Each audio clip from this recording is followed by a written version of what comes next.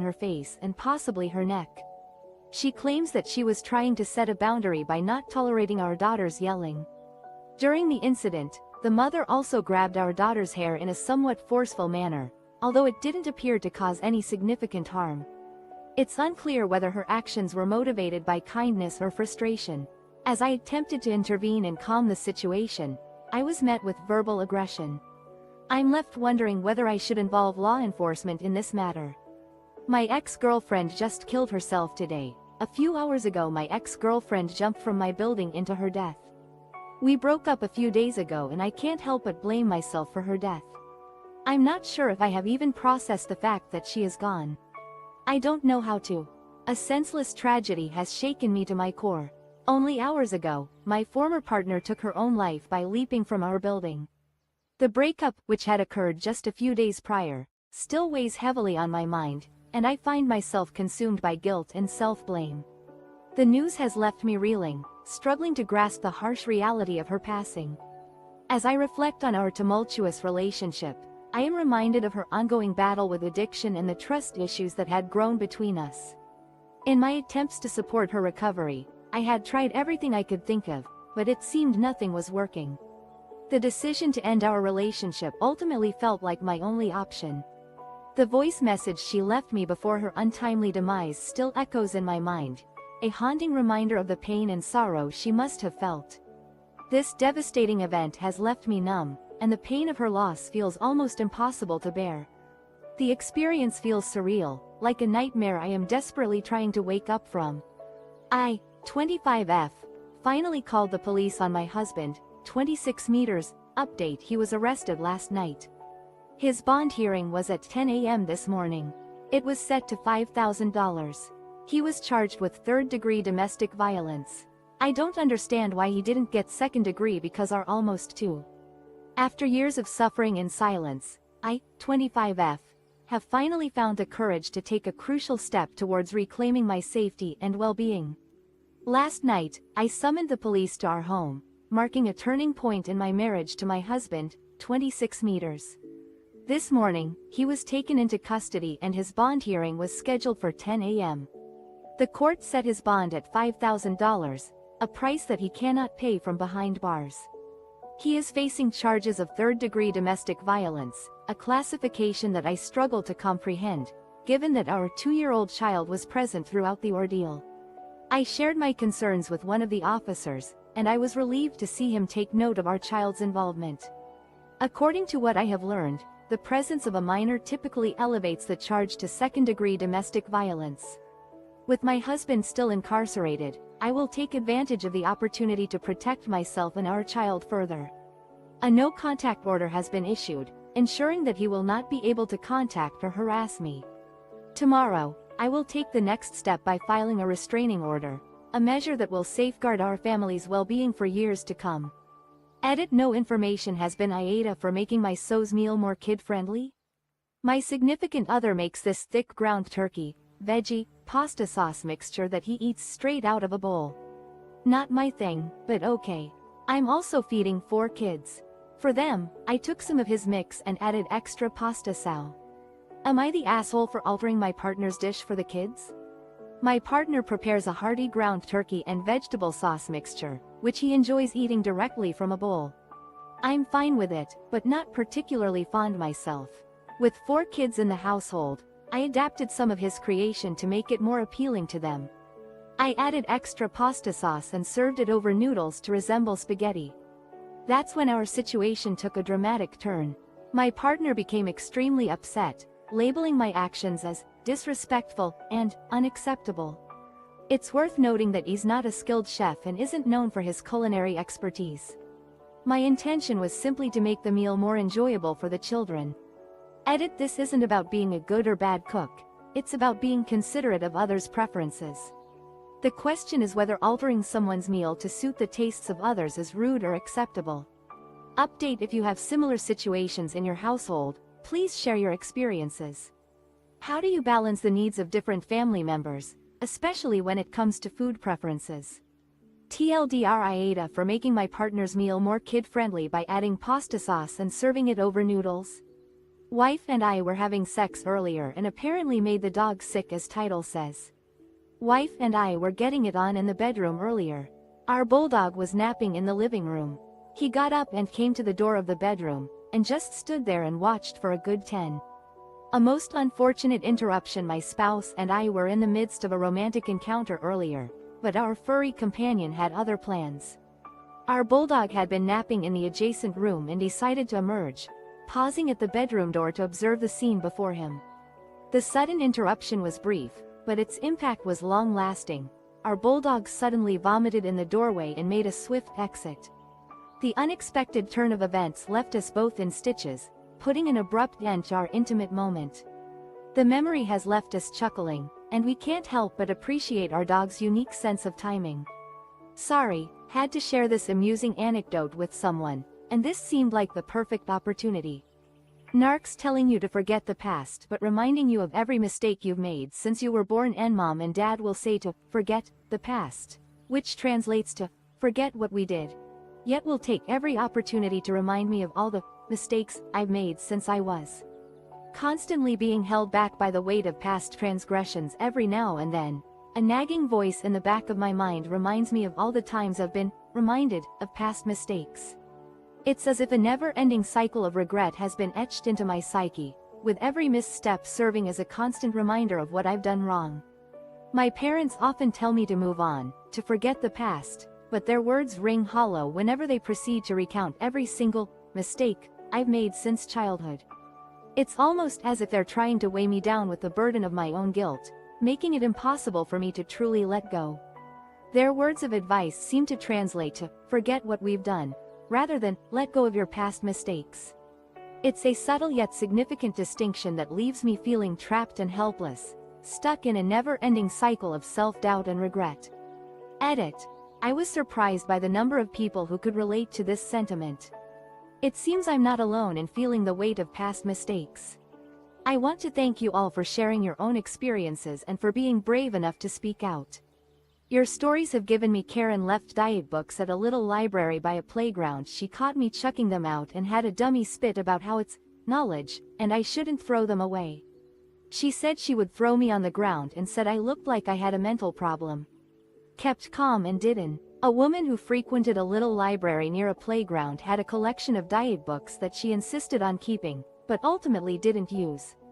While I was disposing of the books, she intervened, expressing her outrage that I was discarding what she considered valuable knowledge. She vociferously claimed that I must be mentally unstable and threatened to physically confront me. Despite her aggressive demeanor, I remained composed and allowed her to restore the books to their rightful place. As soon as she turned her back, I discreetly placed the books in the trash bin where they belonged. In retrospect, I could have attempted to offer her a more constructive suggestion, such as encouraging her to request a refund from the publisher, as it's clear that the books hadn't delivered on their promises.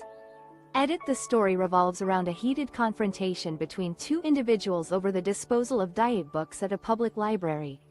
The woman involved in the incident believed that the books contained valuable knowledge and should not be discarded, while the narrator disagrees with her stance.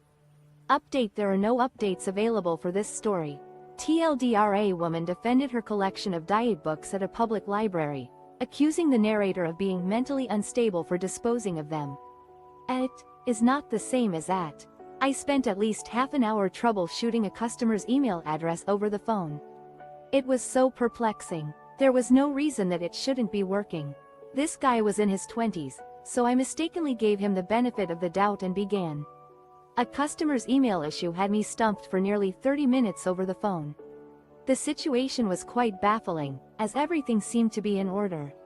Initially, I had attributed the difficulty to a complex technical problem, given the customer's young age. However, a thorough examination revealed the root cause to be a simple yet crucial oversight. It wasn't until I asked him to spell out letter by letter his username that the issue became clear. He had been using @ instead of the correct @ symbol. One wonders how someone in today's digital age could navigate the world without ever having interacted with an email address. TLDR. A customer's email issue was resolved after realizing he was using @ instead of @ in his email address. AITA for wanting to tell my stepdaughter's dad about the cameras my wife planted in his house while he was away. I am 34, got married to my wife Claire 2 years ago. She has a 6-year daughter, my stepdaughter, that she shares custody of with her ex-husband Adam. So Adam has not Am I the a-hole for planning to inform my stepdaughter's father about the cameras my wife secretly installed in his home while he was away? I've been married to my wife, Claire, for 2 years now. She has a 6-year-old daughter from a previous relationship, whom she shares custody of with her ex-husband, Adam.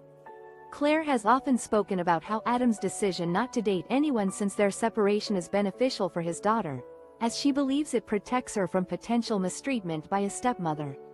Adam recently started dating his current girlfriend about 8 months ago, which prompted Claire to become upset, especially since she felt he was introducing their stepdaughter to his partner too soon. Claire demanded meetings with the girlfriend to evaluate her compatibility as a stepmother. I've grown accustomed to the drama surrounding our families, with Claire's mother often involved.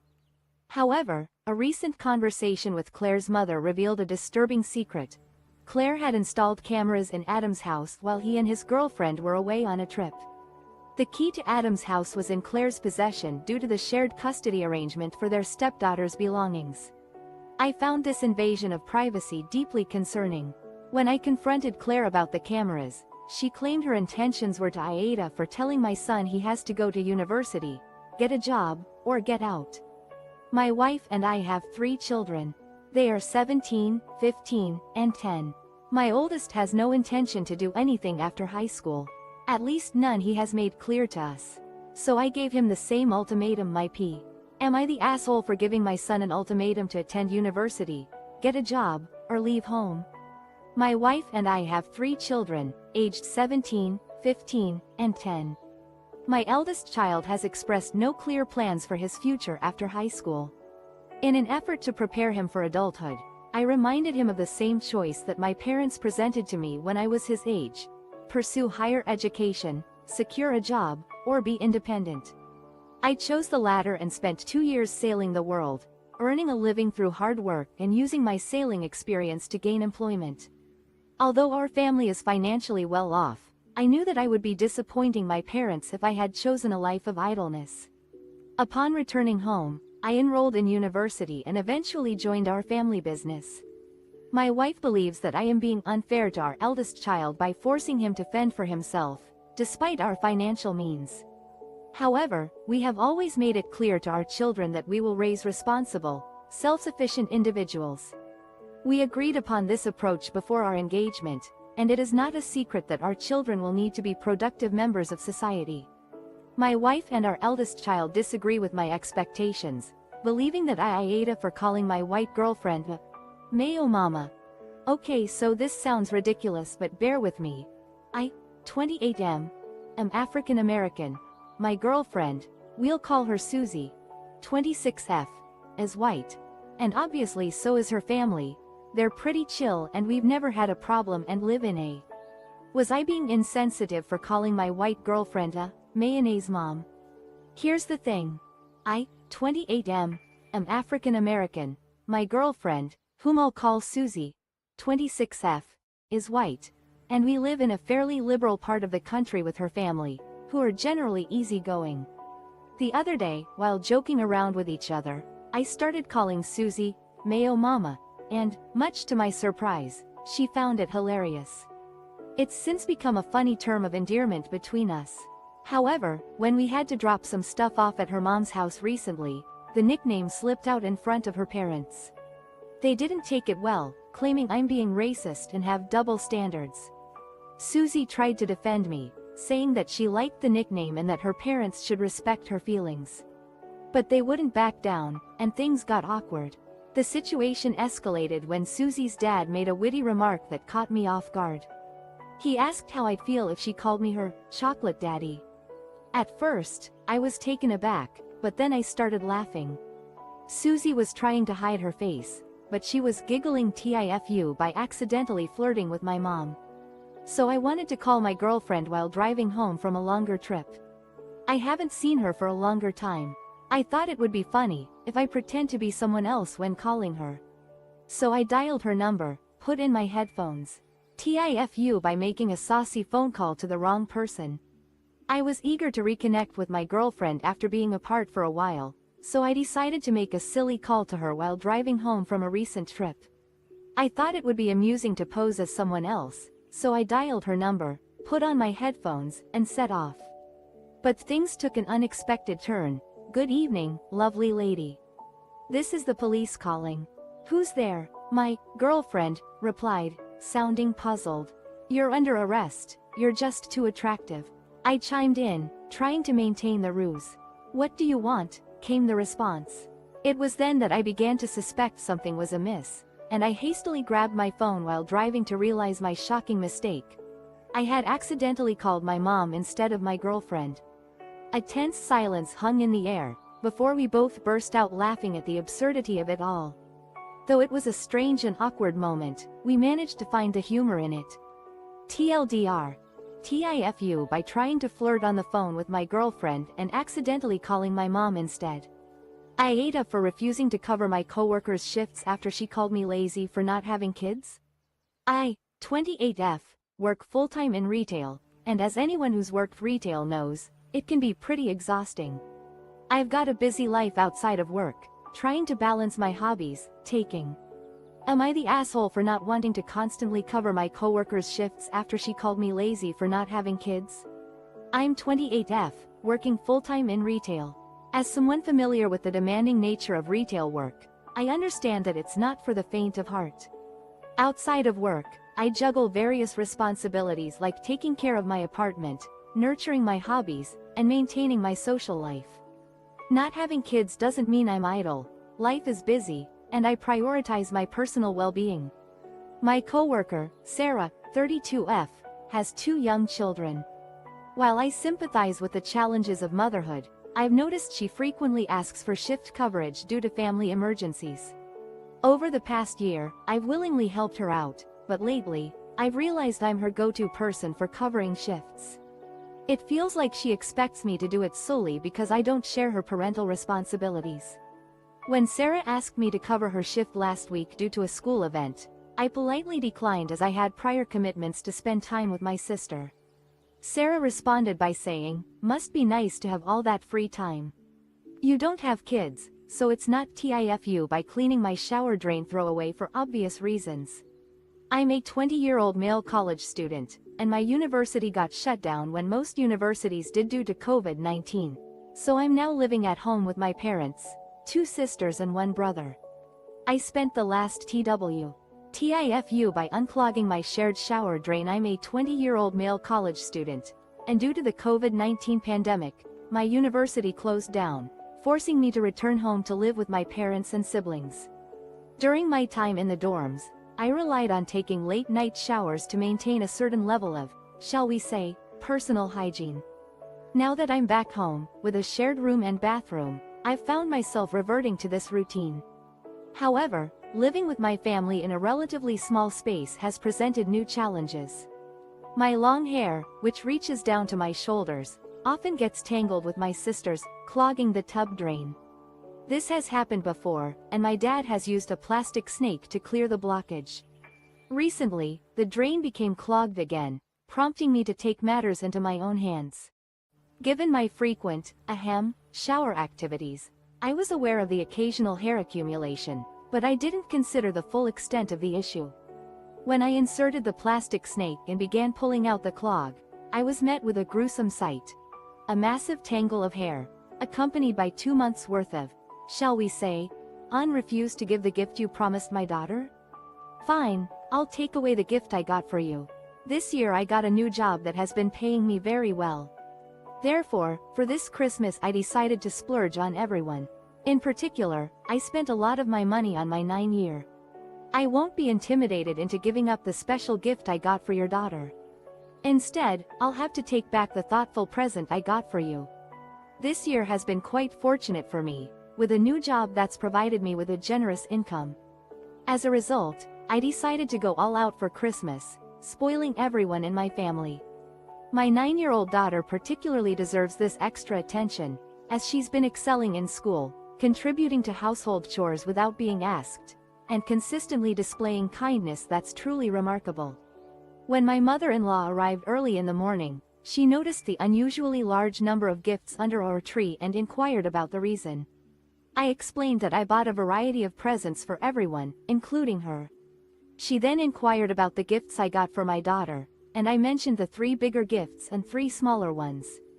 Her reaction was quite extreme, claiming that a 9-year-old shouldn't receive that many gifts and threatening to take away the gifts she bought for my daughter, citing that it would serve as a lesson for my daughter to learn that not everything she wants will be hers.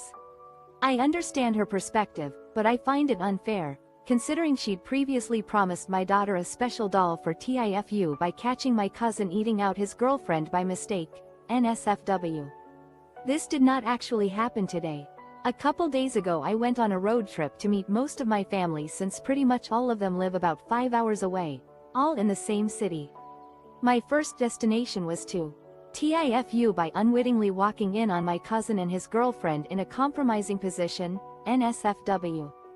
This incident actually occurred a couple of days ago, when I embarked on a road trip to visit my extended family, who reside about 5 hours away in the same city.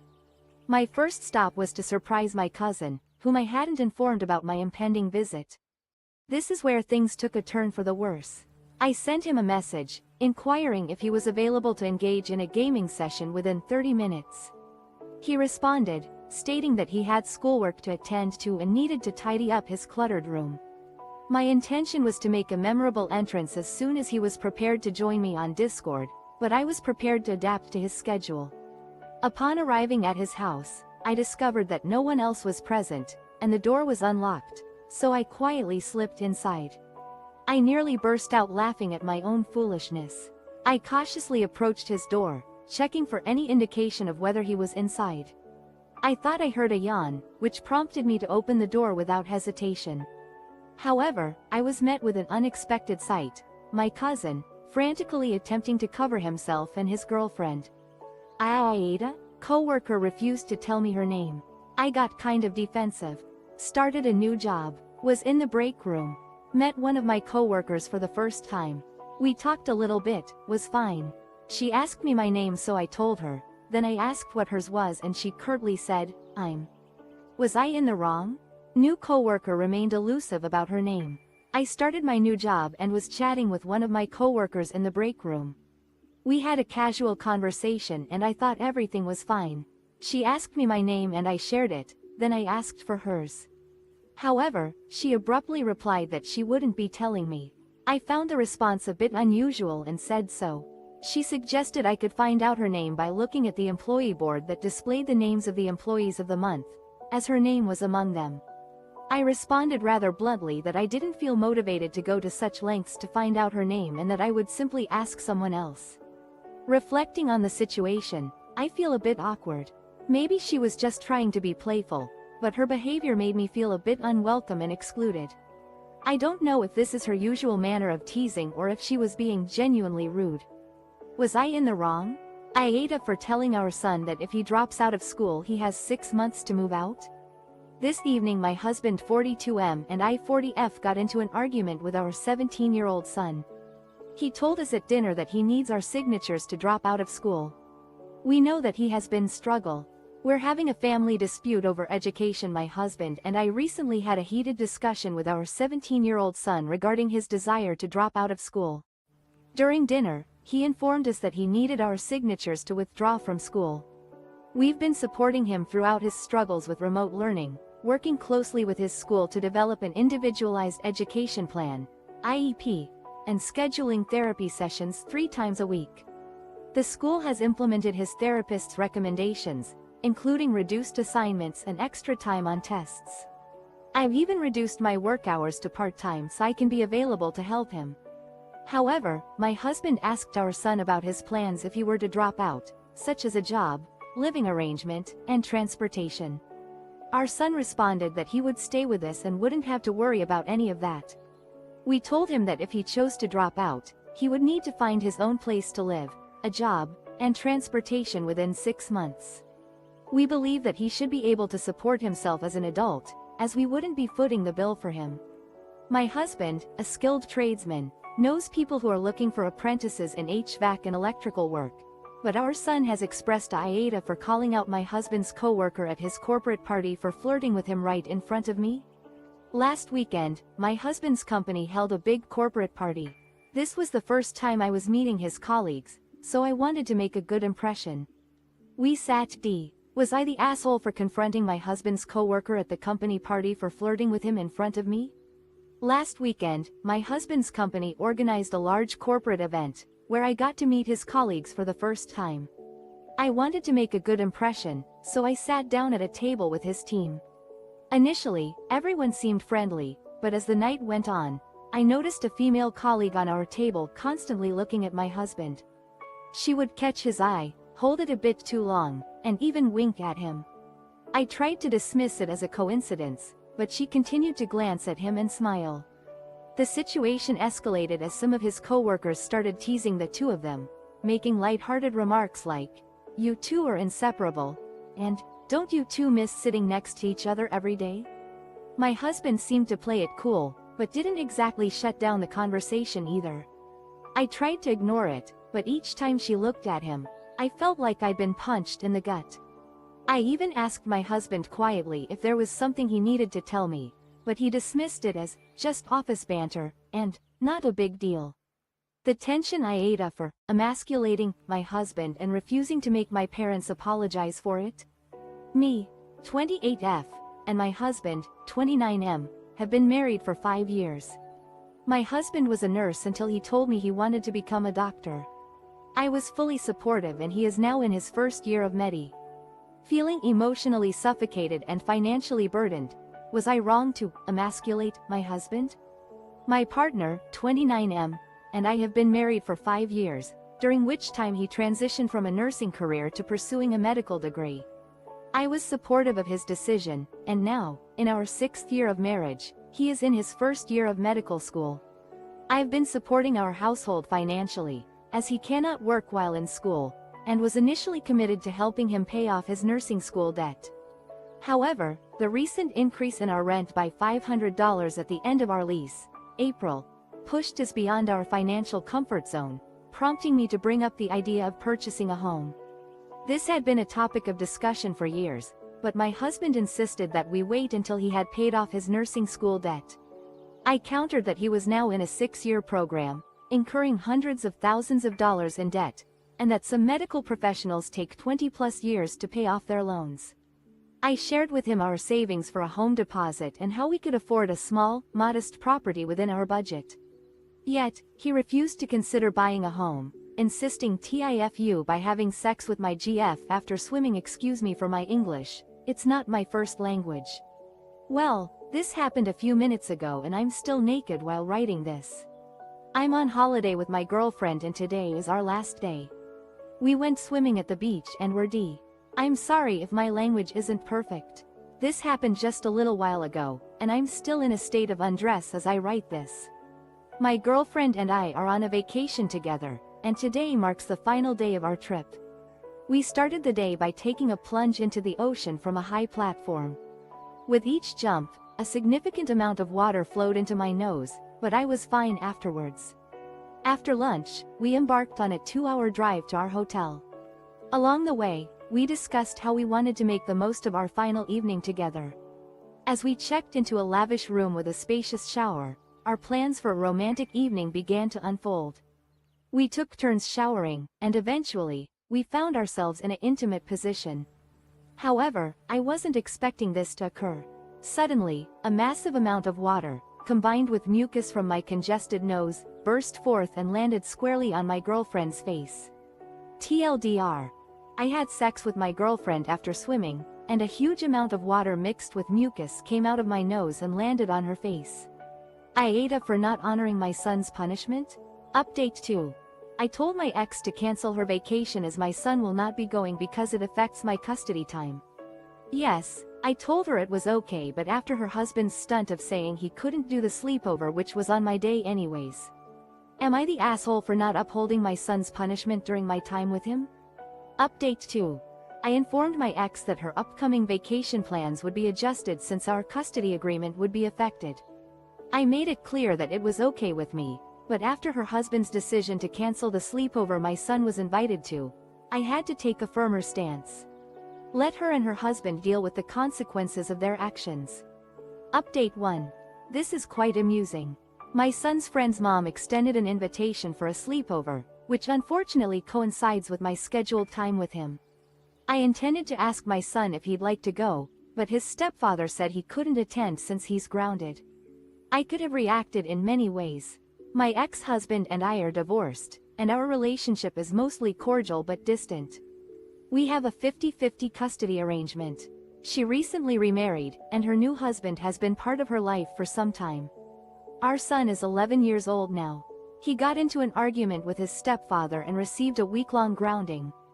The majority of that time falls within my scheduled time with him, and my ex asked me to ensure the AITA for saying, "in your dreams," when my husband told me to apologize to his sister and her husband after they made my son wet himself.